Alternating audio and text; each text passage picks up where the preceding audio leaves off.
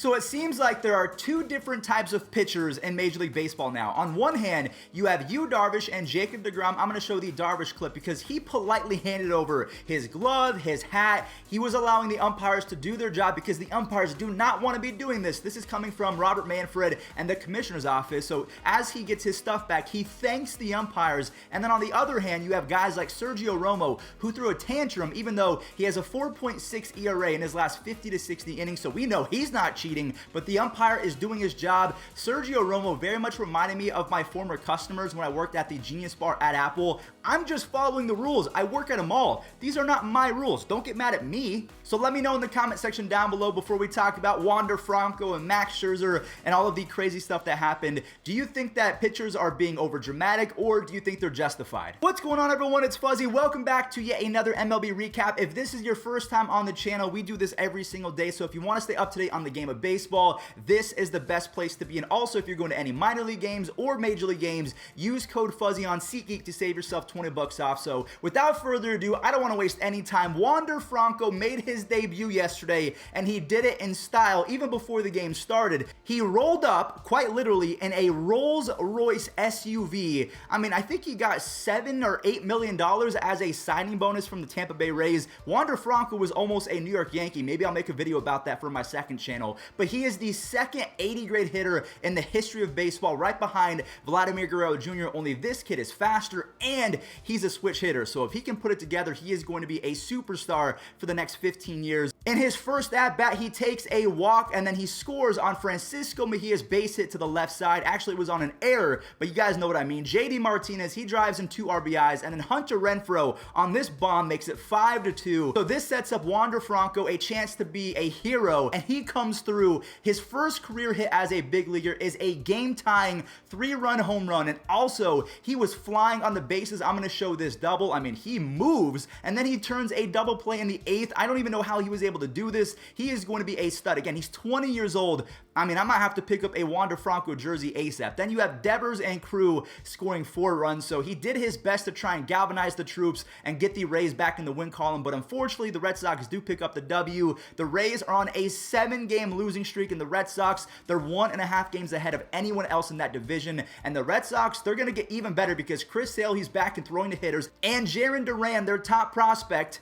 he hit a walk-off grand slam, and he looks like he's big league ready, so the Red Sox, again, are only going to get better. The Royals faced off against the Yankees yesterday, and I do want to mention that every single pitcher in Major League Baseball was checked yesterday, so I'm not singling out Sergio Romo or Max Scherzer or Garrett Cole. Spin rate and RPM tanked throughout the league yesterday. Some of these guys, Lucas Giolito, Lucas Sims, they had a drop of 300 to 400 RPM in their spin rate, so a lot of people are just kind of getting exposed right now for once upon a time being cheaters, and now they're not able to use it anymore. But either way, Luke Voit made his return to the lineup, and he had a home run, and then Cole, like we talked about, his RPM was down, but he was still throwing 100 miles an hour. Ryan O'Hearn, he ties it up in the 4th inning, so Cole, he gives up 2 earned runs on 3 walks in 7 innings, and then a nightmare 8th inning allows 4 runs to the Royals, and DJ, he stays hot, and Greg Holland, he gets the save. So the Royals, even though DJ LeMahieu tried to make the comeback, the Yankees, they lose 6-5, and again, I'm not trying to single out anyone, but Garrett Cole's RPM,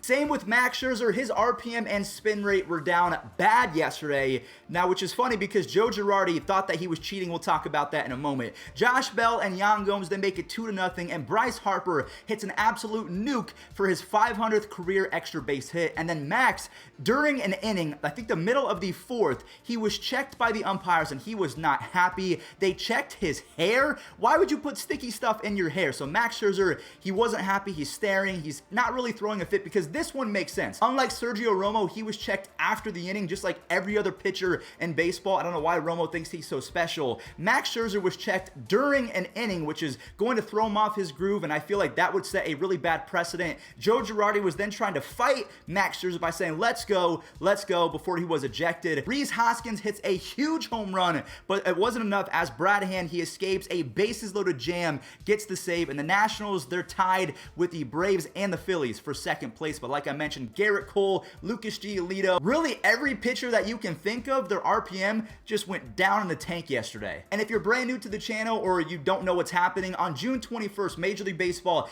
implemented a rule where umpires are now checking pitchers after every single inning for foreign or sticky substances, so cheaters are pretty much gone now. The Oakland A's have been playing really well as of late. This Matt Chapman home run extends his hitting streak to 10 games, and Elvis Andrus drives in 2 RBIs versus his former team, the Rangers. You have Ramon Laureano and Mark Canha combining to drive in 4 runs later on in the game. Eli White and Joey Gallo, they both hit home runs 420 plus feet, and I do want to mention that Joey Gallo has a 250 batting average versus lefties this year compared to a 200 batting average versus righties, so Gallo would be an MVP candidate if he only faced lefties. The A's end up with 13 runs as they keep up pace with the Houston Astros. They're only 1 game back. We're going to stay on the topics of hitting streaks because Ramil Tapia extended his hitting streak to 18 games. An insane play in the 5th inning happened. JP drives in an RBI, but he was barely safe. Brendan Rodgers almost turned one of the best plays of the year, and then the runner at second gets back to pick for the 3rd out.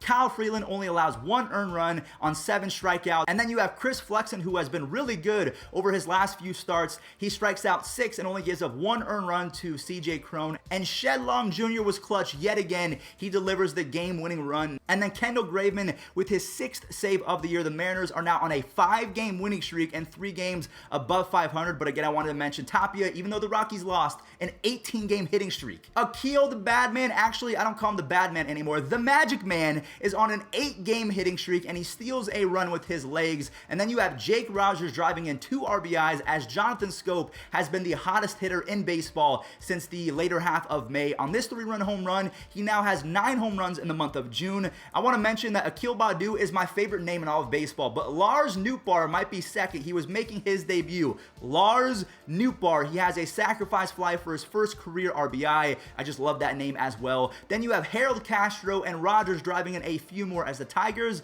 they win 8-2 over the St. Louis Cardinals. The Giants beat the Angels pretty easily yesterday as they put up a ton of runs in the first few innings off of Andrew Heaney. You have Belt with an RBI bunt, and then Wilmer Flores, who has been proven to be a cheat code in his career against lefties, he goes yard, and then Mauricio Dubon adds another one. The San Francisco staff is insane. Anthony Desclafani goes 7 scoreless innings with 9 strikeouts. The Giants are 3rd in team OPS as hitters, and they're 4th in team ERA as pitchers. I mean, they're a top 5 team easily. We're going to stick with yet another NL West game. We have the Padres versus the Dodgers, and Jake the Ray Cronenworth will not stop hitting bombs. He now has 10 home runs and a 130 OPS plus on the season to go along with a crazy 3.2 WAR. Blake Snell, he really had to work, but he was pretty good yesterday, going 5 scoreless innings. And then Ha-Sung Kim, he raises his June batting average to 321 on this home run. He has been really good this month. And Mark Melancon, after a scary 9th, he gets his 22nd save of the year. So the Padres playing amazing baseball the last week, maybe week and a half. We have a crazy offensive game, 17 runs total between both teams. Winker, he drives in 2 RBIs on this double that was just out of reach of the right fielder.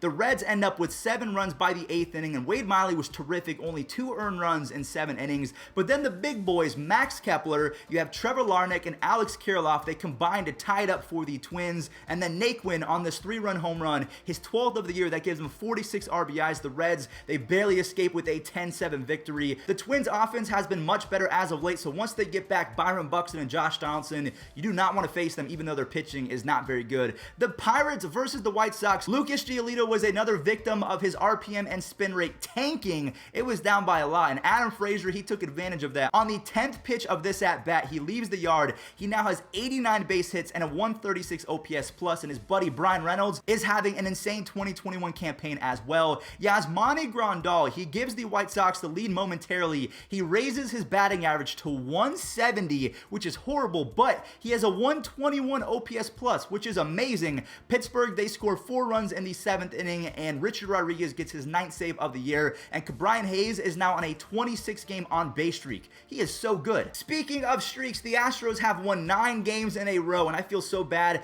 for Orioles fans because they're kind of dangling a bright future in front of you, but they have been pitiful for so long. Miles Straw, he hits a home run for the first run of the game, and then he drives in another RBI later on in the game, and Zach Greinke was really good, only allowing 1 earned run in just under 8 innings. The Astros are number 1 in OPS in all of baseball by 31 points. They have an 801 OPS as a team. That is insane, guys. I want you to put that into perspective. An 801 OPS for any given hitter is considered above average. They have that as a team. The Braves are now 35-37 after shutting out the Mets yesterday. They're trying so hard to get back over 500. The Mets, they lose Marcus Stroman in the first inning, and I don't really say this that often, but I do feel bad for Mets fans, even though they stole Francisco Lindor from me. The injuries are just stacking up for New York. Dansby Swanson hits a 3-run tater in the third inning, and that was all that Charlie Morton needed. Like I mentioned, the Mets got shut out. Morton goes 7 scoreless innings, only allows 1 hit, and racks up 11 strikeouts. The Rays absolutely should have kept him, because now the Rays, their young pitchers are kind of getting shelled. Tyler Glasnow is going to be out for quite some time, and they don't have Blake Snell, so come playoff time, you can see it right now that their depth is kind of in question as they're on a 7-game losing streak. The Cubs, they manhandled Cleveland yesterday. KB, Chris Bryant, goes yard in the 4th inning for his 14th home run, and Kyle Hendricks was masterful. 13 shutout innings with 5 strikeouts. Again, he is not going to be a 13 strikeout guy, but he is going to shut it down from time to time. Jock Peterson drives in 2 RBIs on this double, and then Contreras and Wisdom both hit home runs. Again, it was a 7-1 ball game, wasn't even close. And I just want to mention that these games are kind of just a wash for Cleveland, because we've lost Shane Bieber, Zach Plesac, and Aaron Savali. They're all going on the injured list, so our 3 best pitchers are gonzo, done. Forever. Not forever, just for a few weeks. And then the final game from yesterday, the Diamondbacks versus the Brewers. I'm hoping that the Diamondbacks can go on a win streak. Just kidding, they got shut out. Colton Wong, he has had a huge June. He has 4 home runs and an almost 1,200 OPS in the month of June. Freddie Peralta, he has to get a new glove. I don't understand this rule. His glove was too light of a color, so he had to replace it, and he ended up being really good no matter what. Both starting pitchers were good, in fact. Zach Gallen only allows 1 earned run on 8 strikeouts in 5 innings, and then the bullpen implodes. They give up 3 earned runs, which is what Freddie Peralta needed, as he goes 6 shutout innings, only allows 1 hit, and has 10 strikeouts. And then Christian Yelich, with this home run, he's now up to 6 on the year, and he has a .310 batting average over the last 2 weeks. So is prime Christian Yelich back? Not all the way, but we are definitely seeing shades of it. All right, everyone, well, that does it for today's MLB recap. Thank you all so much for watching. Let me know your opinions on the pitchers throwing tantrums, because you have Jacob deGrom and Yu Darvish showing that you can actually do this in 5 seconds. You're not cheating. The umpires, they do their job, and you're a gentleman about it. Or you can go about it like Sergio Romo. I understand Max Scherzer being upset because it happened mid-inning, and it looked like Joe Girardi was just trying to throw off his pace. So that's understandable, but Sergio Romo, you almost have a 5 ERA the last 2 years. We know you're not cheating. Stop it. Just be normal about it. But anyways, that does it. Thank you all so much for watching. Do not forget to use code Fuzzy on SeatGeek. Save yourself 20 bucks off. And without further ado, let's end the video with this day in MLB history. In the air to left field. Towering shot. Forget about it. He did it. Jim Thome, opposite field. Pitch hit, home run. And the Phillies have won it. Off the bench. He's worked hard to make believers out of every